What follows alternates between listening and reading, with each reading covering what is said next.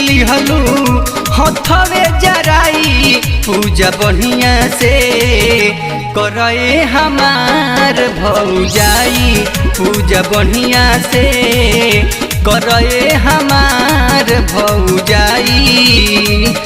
ध्यान लगाओ माई के नइखे हा बड़ाई पूजा बढ़िया से करे हमार भौजाई पूजा बढ़िया से करे हमार भौजाई पूजा बढ़िया से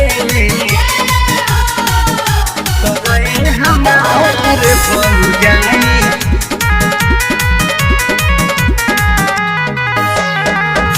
बावे जौन दिल में देवी माई से बताव चुनरी कराह पारा शादी चढ़ाव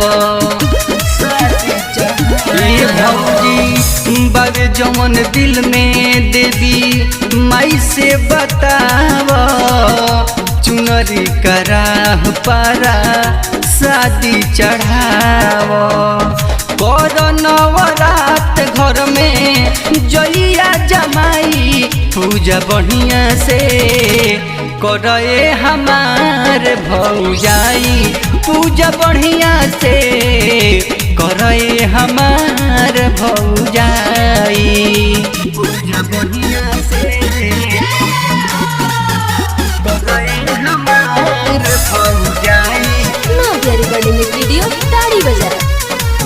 म्यूजिक बाय अभय पापा।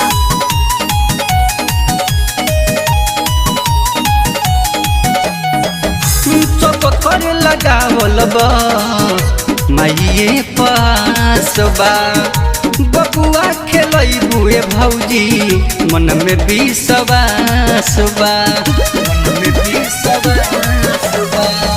सब कर लगावल बस माइये प्रयास बा बबुआ खेलैबुए भौजी मन में विश्वास बा। संतोष आकाश माई के भजन दिहल गाई पूजा बढ़िया से करे हमार भौजाई पूजा बढ़िया से करे हमार भौजाई।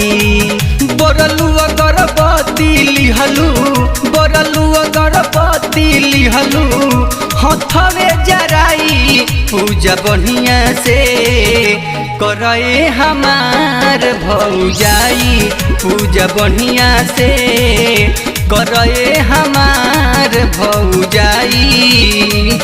ध्यान लगाओ माई के नइखे हा बड़ाई पूजा बढ़िया से करे हमार भौजाई पूजा बढ़िया से करे हमार भौजाई। नादिया रिकॉर्डिंग स्टूडियो ताड़ी बाजार।